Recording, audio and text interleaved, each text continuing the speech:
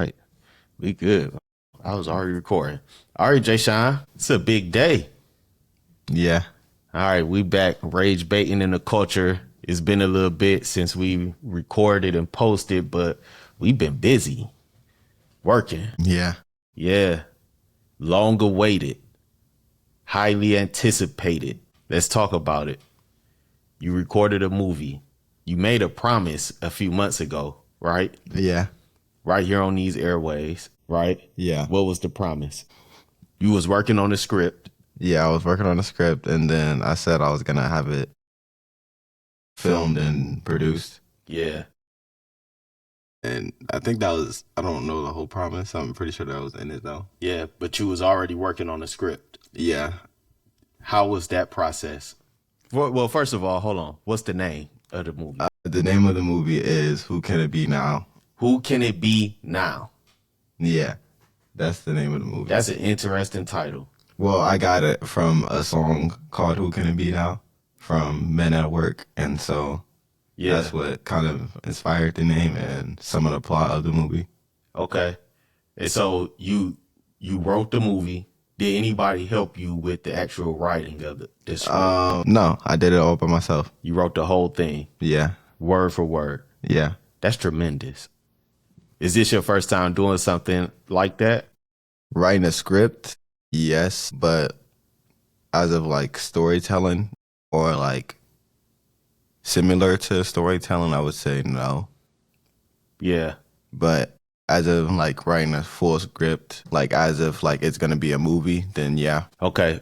How was it though? I know most people question is going to be, this is not my question, but I know a lot of people will ask, was it difficult?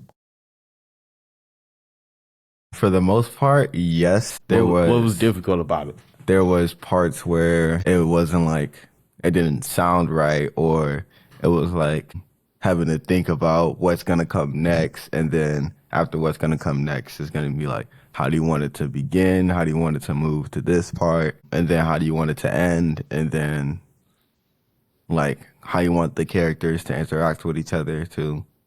So yeah, it was like parts like that were difficult. So there was a lot of thinking. Yeah. Had to plan and strategize how pieces and parts was going to move in together. I don't know if I would categorize that as difficult though. That's part of the process. Yeah, but I would say it was only difficult because it was my first time doing something like this. Yeah. If I had experience with it, then wouldn't be as difficult.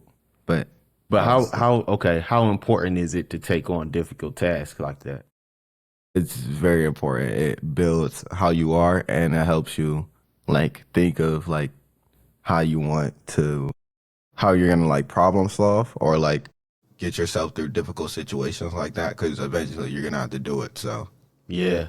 You're going to have to think through some challenging situations, some difficult concepts, and you're going to have to figure it out. So now you got that banked in your mind that you could do something like that, right? yeah.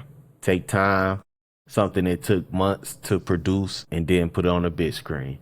Yeah. So you mentioned your characters. How many actors did you have to get involved in this? I mean, I'm sure you did not record this. You're not the only actor, right? No. So you was the director and the actor. Yes, director. So you was director, actor, producer, writer. Yeah. Basically did most of it. But I want to say I had at least 8 or 10 people. I'm not like exactly sure. 8 to 10 people. Yep. All actors or helping in various ways also? Helping in various ways. Yeah. Actors, I'll probably say, I'm most likely sure it was 8. Okay. I'm going to put you on the spot because this is an important part of leadership. Get their names. Who are they? Give them their credit. Give them their kudos. So I had Jonathan, who was the main character. I had Olivia, who was the main character too, but not as important to the story, but important. Then I had D'Angelo, who was a side character. I had Devon, who was a side character. TJ, who was a side character. Sam, who was a side character. Then I had Adriel, who played the homeless man in the movie. Then I had Joseph, who played the bully in the movie. Then I had Anthony and some of I think, yes, his family helped out. But it wasn't like his whole family. It was like 3 people. Then, yeah, that was mainly it. But I had Adriel, who was playing the homeless man, and I had him as cameraman too for some parts. And then it was me who did the acting, who acted as the detective and as the cameraman and director, because Adriel wasn't there most of the time, but when he was there, he was playing the cameraman. So, yeah. Okay. So how did you get so many? It's the middle of the summer. Yeah. How did you get so many teenagers, high school students, college students to sign up to be a part of this production? Well, originally, I had different people.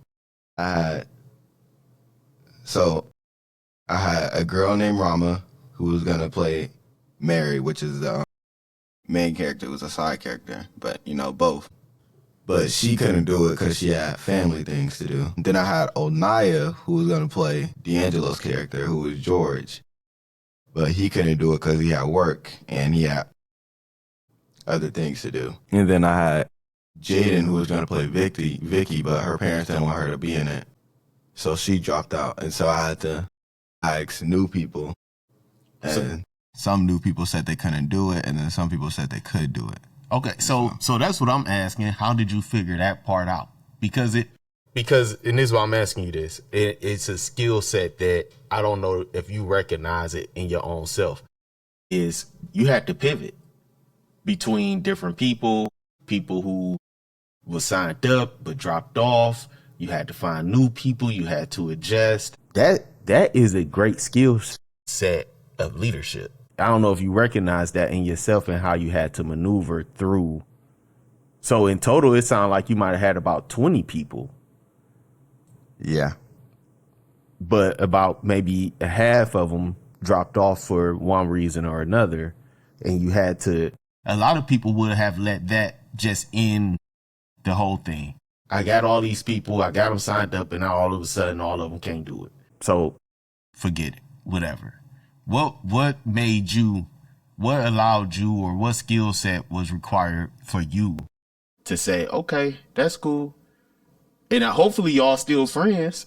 Yeah. I hope. Yeah. Still friends, still cool. Y'all can't do it? Cool. We gonna figure it out another way. So originally they dropped out, and then when they told me it, because I was at work at the time too. So when they said it, I was a little disappointed because I didn't know. I didn't really talk to anybody at the time too. So it was kind of hard to see who I was going to ask next or who was going to be available to, because I was thinking of that. And when they were dropping out, I was like, I don't think I'm going to be able to film it. So you had some doubts? Yeah.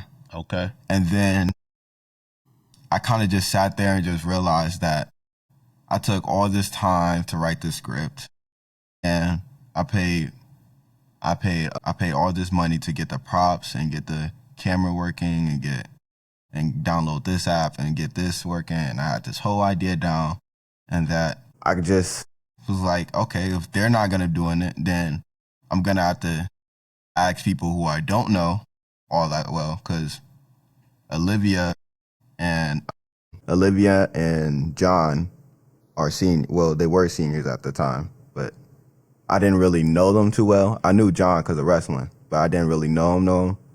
And Olivia, I barely talked to. I just talked to in the hallway sometimes. So I was like, okay, I'm going to have to ask these people because I don't know them, but it's nice to ask just in case they say they can do it. And so I asked them, and they said they can do it.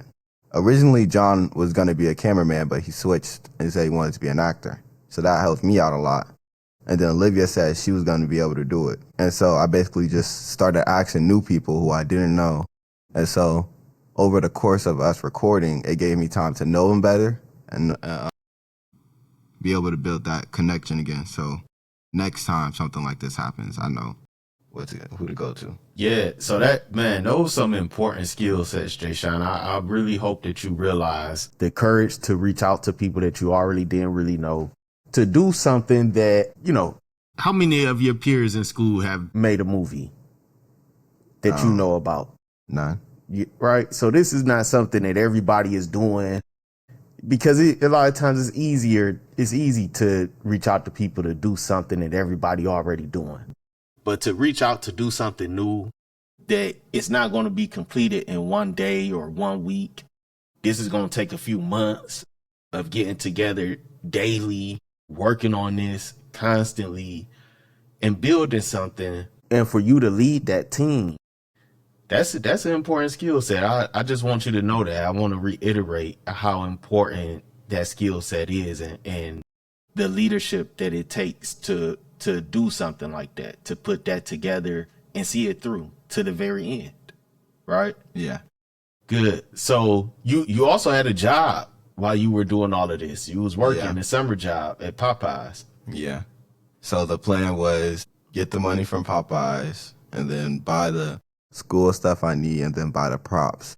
So then on weekends I can film. And then weekdays, once the program ended, I can start filming then. So that was the plan the whole time.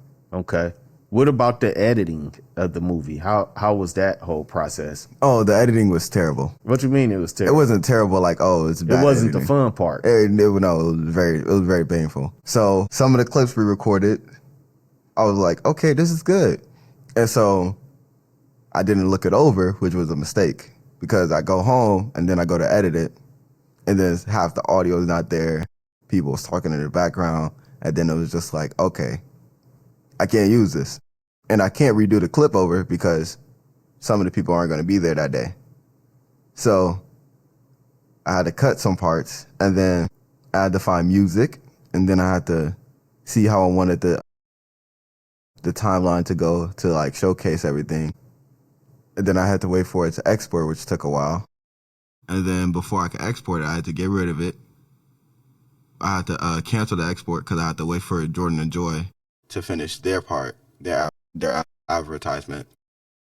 And then, which took like 2 weeks probably for me to get theirs. So then I had to wait for my editing. So I couldn't really touch my editing because every time I add a new clip, it desyncs my audio. So basically my audio isn't in the right place. So I have to go back and find the audio and put it back. So it was a lot of work. It was a lot of work. But you got to figure it out. Yeah, and I got it done.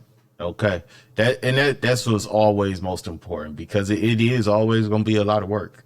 Right? Yeah. And hopefully, and I know you probably didn't this time around because it was the first time, but hopefully in the future, you get you one of these notebooks. Right? And you write notes of what took place, how it happened. Because one day when you're, super successful or whatever, or even when you have children and a family and you're on your 10th movie or 20th movie, they're going to want to know how it started. See, a lot of people will believe that when once you get very successful, they get to know you, Jay Sean Ledger, director, movie, this and that. They're going to think that you just woke up one day and just made this movie that everybody across the country know about and is super successful. They're not going to know about these difficult days in the summer of 2026. Right? Yeah. And you'll do your best to remember the summer of 2026. Yeah. But it'll be easier to remember if you have it written down. You see what I'm saying? What the process you went through, what you had to do, how you had to do it. Because even one day, Jay Sean Jr. will get your notebook and read it himself and see, snap, my dad went through this and that. He did. This is what it took. Because he'll be working on something challenging. You see what I'm saying? Yeah. And you'll be able to show him, this is what you have to go through. You can't skip the steps, right? You got to go through it, but you're going to be better off because of it. You see what I'm saying? Yeah. What you think of that? I think that would be very important too for them, since it'll show them that their father went through it and their father did it and came out on top, and then it'll show them that they can do it too. That they just like put the extra step forward, and that they actually believe in themselves that they can do it. Because that's what I had to do. And even if it's like, oh, you feel discouraged or you feel doubt or you feel like these people aren't gonna like it, just do it anyways, you know? Right. And so, okay, let's get into the movie itself. Well, first of all, the movie comes out. What's the release date, the premiere date? So I have this planned already. The premiere date is August 21st. And then on August 22nd at 12 o'clock, it's going to release on YouTube. All right. So will we release it on Rage Baiting in the Culture? Yeah, that's the plan. All right. So the premiere is going to take place where? What's the location? At our house. At your house. In the backyard. Backyard. Big screen. Big screen. Got the big projector screen. Yep. And then snacks, food, and then, the whole setup. The whole setup. We got the audio. The video is 4K. Right? Yep. It's going to be a good time. So what should people do if they want to come and watch at the premiere? Is it open for people to come and watch? Yeah. It's just $2 for guest entry per person. Do they need to pay in advance or can they pay at the door? They can pay in advance and they pay at the door. How do you pay advance? Cash App, Apple Pay, Venmo, PayPal. Get in contact with your mother. Yeah, with my mom. Get in contact with his mama if you would like to pay in advance. But you can pay at the door. We will have concessions. Yep. Popcorn and pizza and things like this. Drinks. Right? Yeah. And we're going to have a good time. A very good time. We know how to throw a party over here. So get your stuff. Let me promote it a little bit for you. Go ahead. Let me help you out. Hey, get your stuff for the premiere. August 14th, 2026 on Kerrydale. The Billups household. The premiere of Jay Sean's first movie. Who Can It Be? A production put on, paid for, produced by Jay Sean Ledger, the director. Come out. Don't wait for him to get world famous to then say that you know him. Come to the first one. Come and support my son. Come and support the family on our first movie premiere in our backyard with the big screen, 4K, audio, video. It's going to be a movie, literally. $2 at the door. We're going to have the concessions. Bring a seat.